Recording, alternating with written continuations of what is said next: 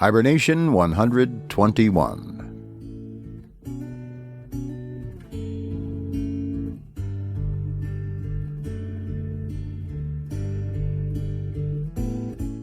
Grizzly's Growls presents Stories from the Hiber-Nation. Read by David Grizzly Smith.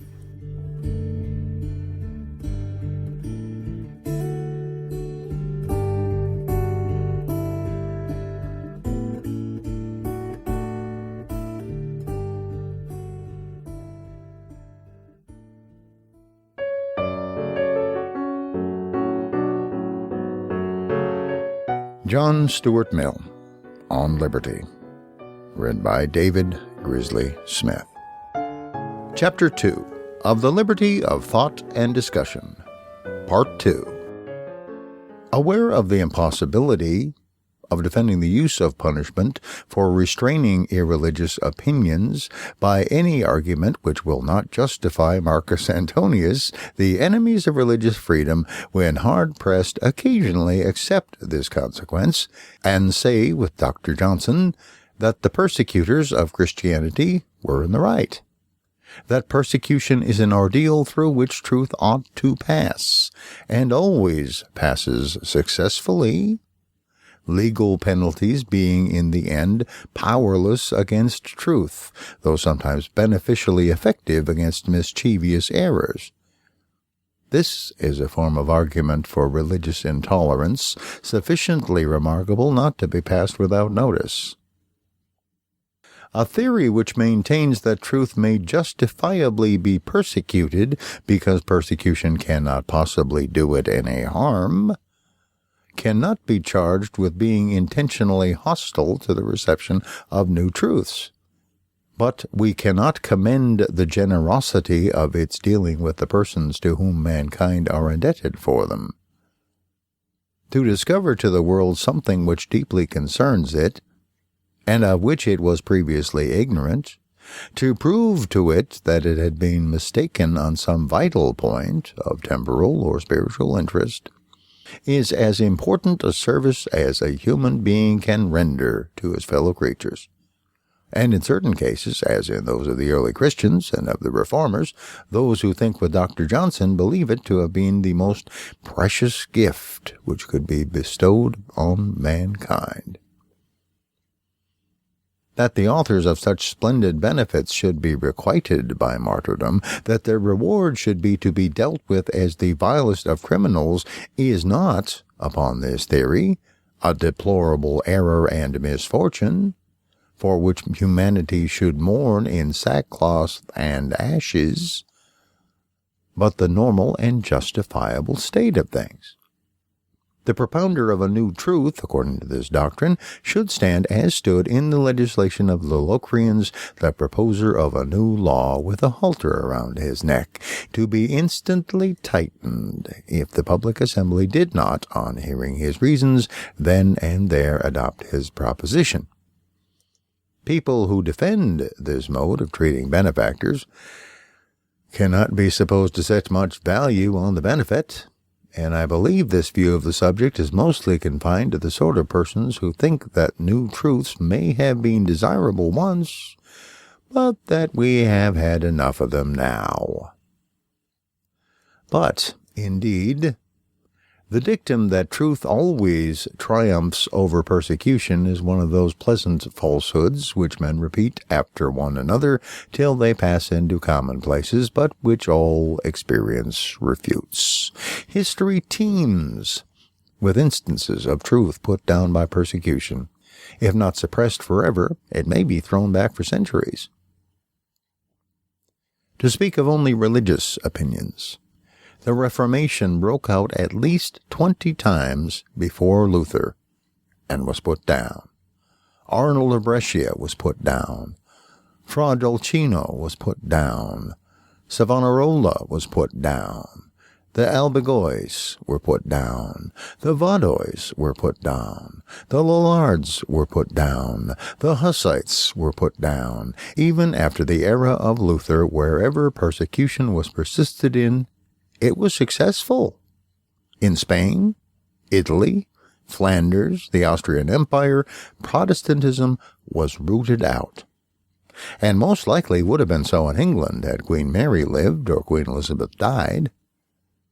Persecution has always succeeded, save where the heretics were too strong a party to be effectually persecuted. No reasonable person can doubt that Christianity might have been extirpated in the Roman Empire. It spread and became predominant because the persecutions were only occasional, lasting but a short time, separated by long intervals of almost undisturbed propagandism. It is a piece of idle sentimentality that truth, merely as truth, has any inherent power denied to error, of prevailing against the dungeon and the stake. Men are not more zealous for truth than they often are for error, and a sufficient application of legal or even of social penalties will generally succeed in stopping the propagation of either. The real advantage which truth has consists in this, that when an opinion is true, it may be extinguished once, twice, or many times, but in the course of ages there will generally be found persons to rediscover it until some one of its reappearances falls on a time when from favorable circumstances it escapes persecution, until it has made such head as to withstand all subsequent attempts to suppress it. It will be said that we do not now put to death the introducers of new opinions. We are not like our fathers who slew the prophets. We even build sepulchres to them. It is true, we no longer put heretics to death, and the amount of penal infliction which modern feeling would probably tolerate, even against the most obnoxious opinions, is not sufficient to extirpate them. But let us not flatter ourselves that we are yet free from the stain even of legal persecution. Penalties for opinion, or at least for its expression, still exist by law, and their enforcement is not, even in these times, so unexampled as to make it all incredible that they may some day be revived in full force. In the year 1857, at the summer assizes of the county of Cornwall, an unfortunate man said to be of unexceptionable conduct in all relations of life was sentenced to 21 months' imprisonment for uttering and writing on a gate some offensive words concerning Christianity. Within a month of the same time, at the Old Bailey, 2 persons on 2 separate occasions were rejected as jurymen, and one of them grossly insulted by the judge and by one of the council because they honestly declared that they had no theological belief. And a third, a foreigner, for the same reason, was denied justice against a thief. This refusal of redress took place in virtue of the legal doctrine that no person can be allowed to give evidence in a court of justice who does not profess belief in a God. Any God is sufficient, and in a future state, which is equivalent to declaring such persons to be outlaws, excluded from the protection of the tribunals, who may not only be robbed or assaulted with impunity if no one but themselves or persons of similar opinions be present, but anyone else may be robbed or insulted with impunity if the proof of the fact depends on their evidence.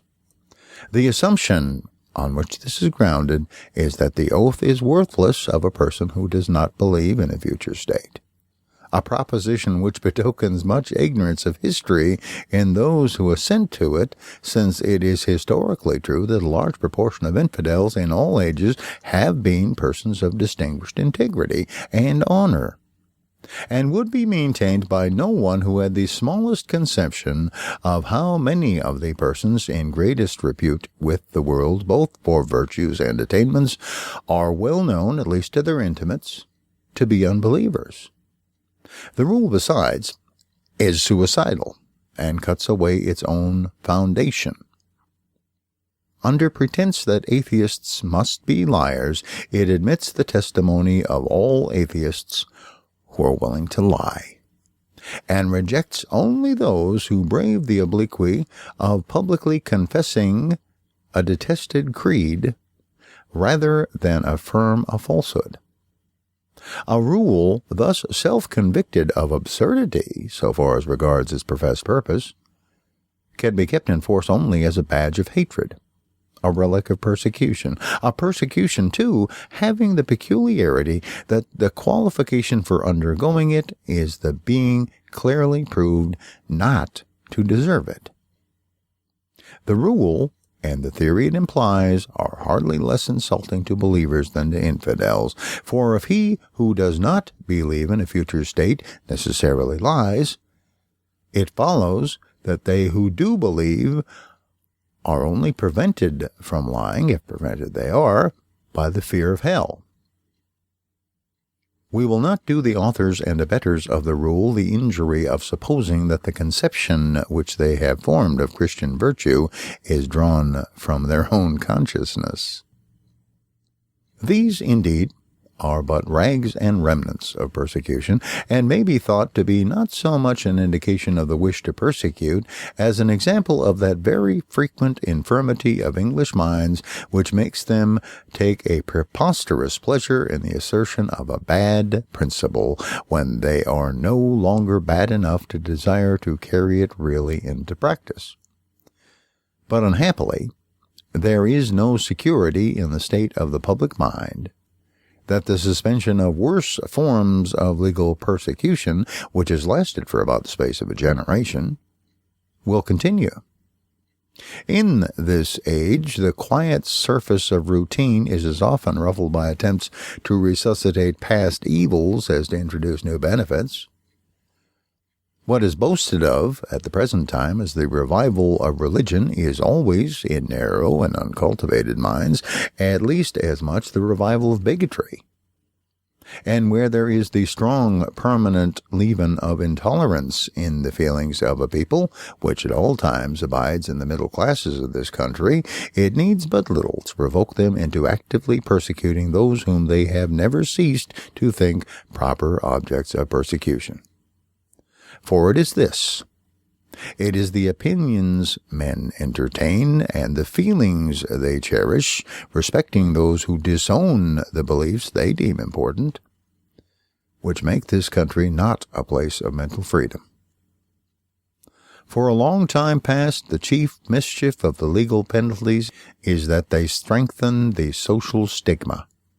It is that stigma which is really effective, and so effective is it that the profession of opinions which are under the ban of society is much less common in England than is in many other countries the avowal of those which incur risk of judicial punishment.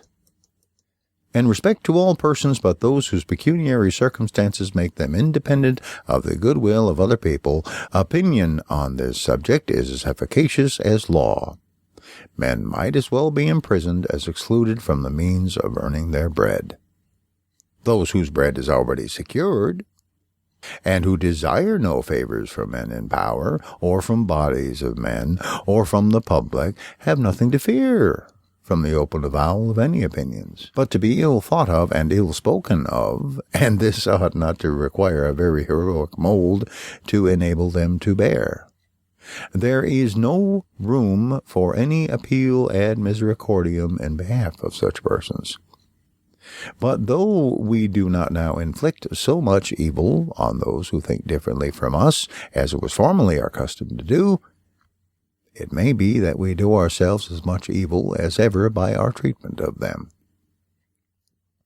Socrates was put to death, but the Socratic philosophy rose like the sun in heaven, and spread its illumination over the whole intellectual firmament. Christians were cast to the lions, but the Christian church grew up a stately and spreading tree, overtopping the older and less vigorous growths, and stifling them by its shade. Our merely social intolerance kills no one, roots out no opinions, but induces men to disguise them or to abstain from any active effort for their diffusion. With us, heretical opinions do not perceptibly gain or even lose ground in each decade or generation. They never blaze out far and wide, but continue to smolder in the narrow circles of thinking and studious persons among whom they originate, without ever lighting up the general affairs of mankind with either a true or a deceptive light. And thus is kept up a state of things very satisfactory to some minds, because without the unpleasant process of fining or imprisoning anybody, it maintains all prevailing opinions outwardly undisturbed, while it does not absolutely interdict the exercise of reason by sentience afflicted with the malady of thought. A convenient plan for having peace in the intellectual world, and keeping all things going on therein very much as they do already. But the price paid for this sort of intellectual pacification is the sacrifice of the entire moral courage of the human mind. A state of things in which a large portion of the most active and inquiring intellects find it advisable to keep the genuine principles and grounds of their convictions within their own breasts, and attempt in what they address to the public to fit as much as they can of their own conclusions to premises which they have internally renounced, cannot send forth the open, fearless characters and logical, consistent intellects who once adorned the thinking world. The sort of men who can be looked for under it are either mere conformers to commonplace, or time-servers for truth, whose arguments on all great subjects are meant for their hearers, and are not those which have convinced themselves. Those who avoid this alternative do so by narrowing their thoughts and interests to things which can be spoken of without venturing within the region of principles, that is, to small practical matters which would come right of themselves if the minds of mankind were strengthened and enlarged, and which will never be made effectually right until then. While that which would strengthen and enlarge men's minds, free and daring speculation on the highest subjects, is abandoned. Now, those in whose eyes this reticence on the part of heretics is no evil should consider in the first place that in consequence of it there is never any fair and thorough discussion of heretical opinions, and that such of them as could not stand such a discussion, though they may be prevented from spreading, do not disappear. But it is not the minds of heretics that are deteriorated most by the ban placed on all inquiry which does not end in the orthodox conclusions. The greatest harm done is to those who are not heretics, and whose whole mental development is cramped, and their reason cowed by fear of heresy.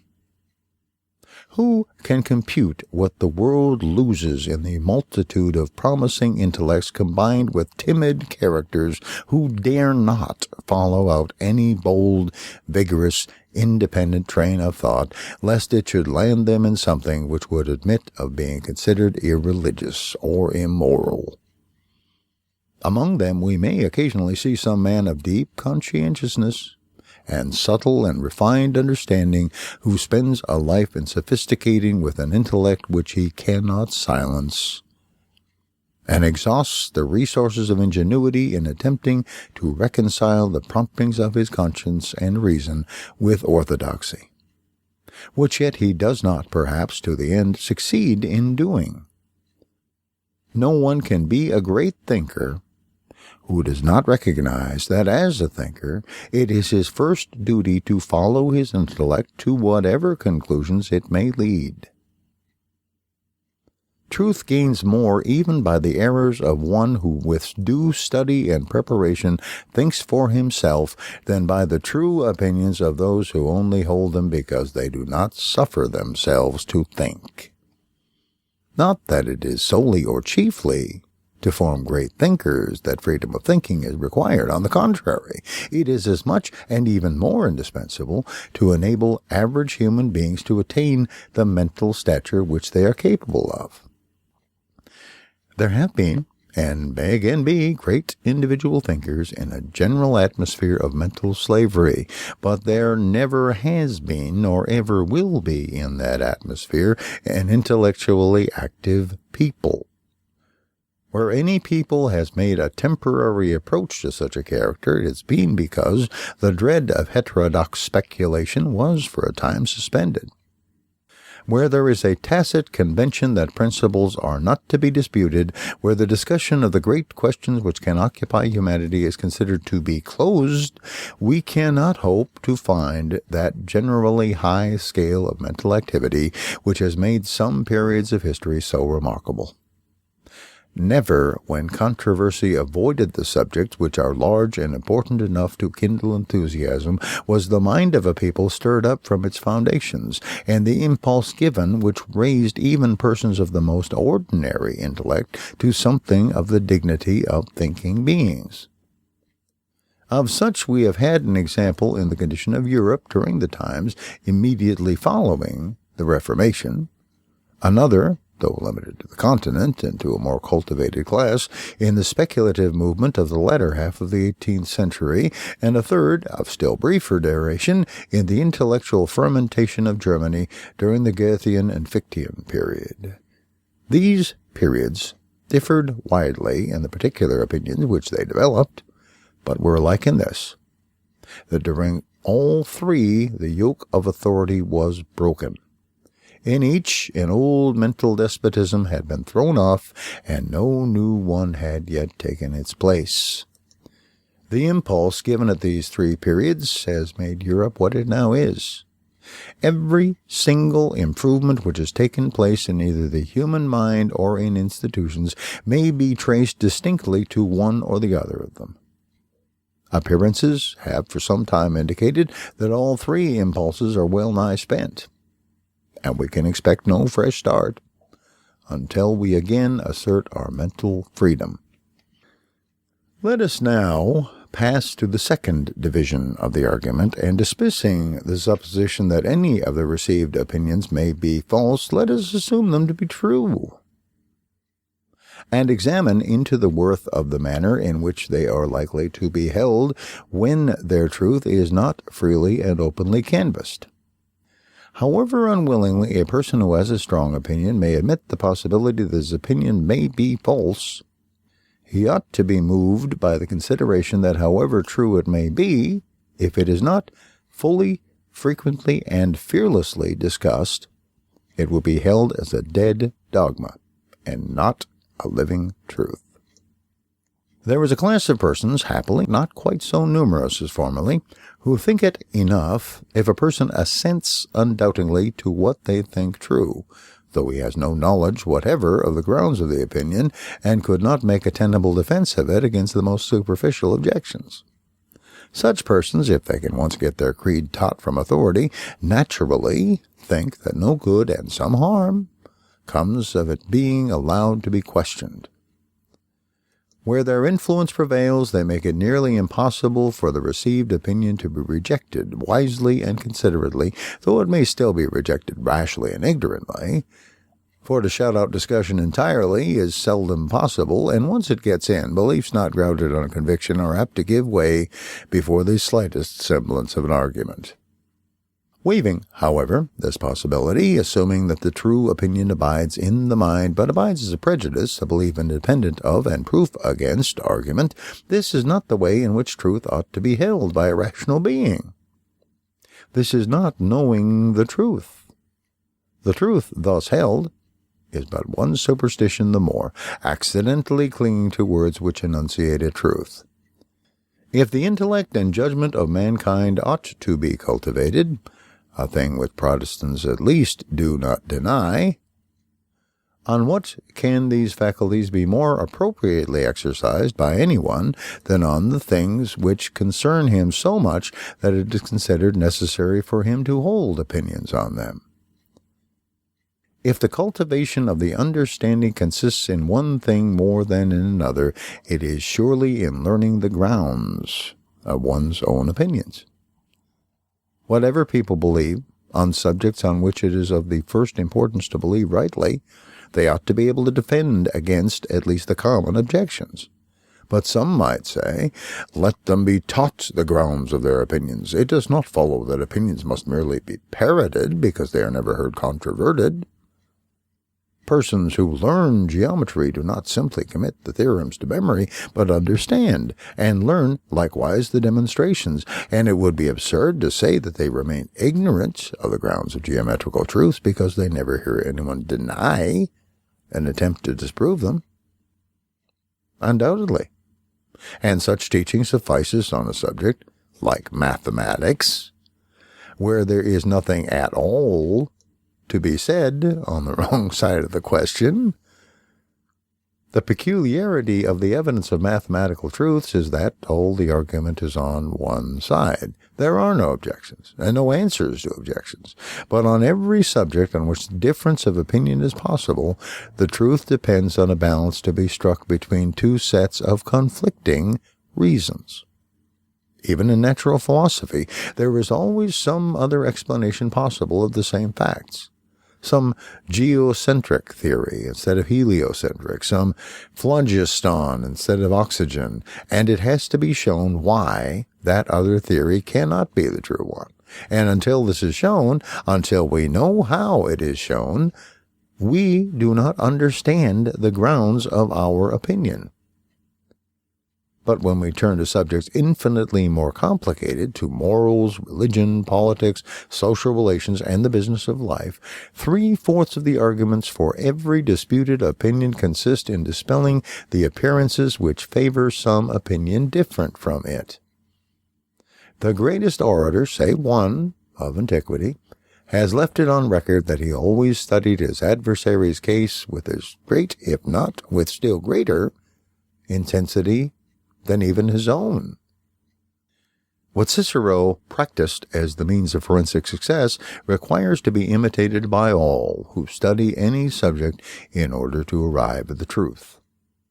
He who knows only his own side of the case knows little of that. His reasons may be good, and no one may have been able to refute them, but if he is equally unable to refute the reasons on the opposite side, if he does not so much as know what they are, he has no ground for preferring either opinion.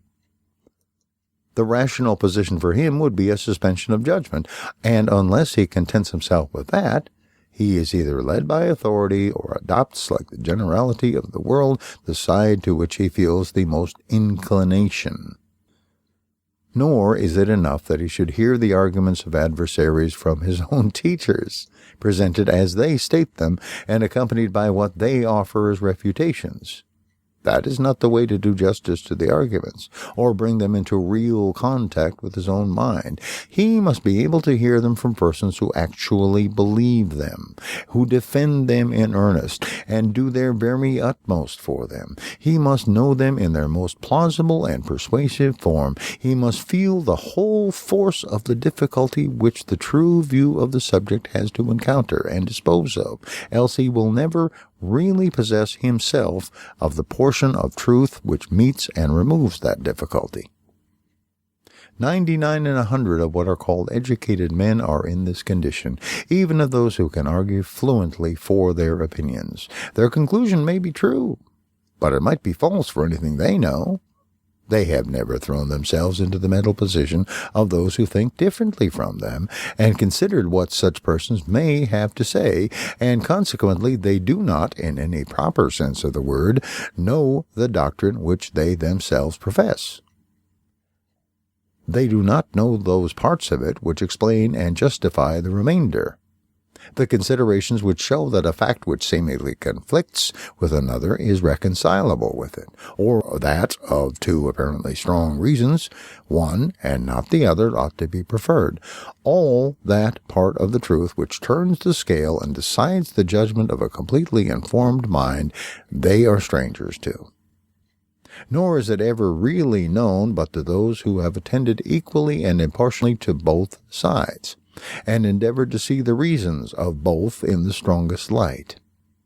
So essential is this discipline to a real understanding of moral and human subjects that if opponents of all important truths do not exist, it is indispensable to imagine them, and supply them with the strongest arguments which the most skillful devil's advocate can conjure up.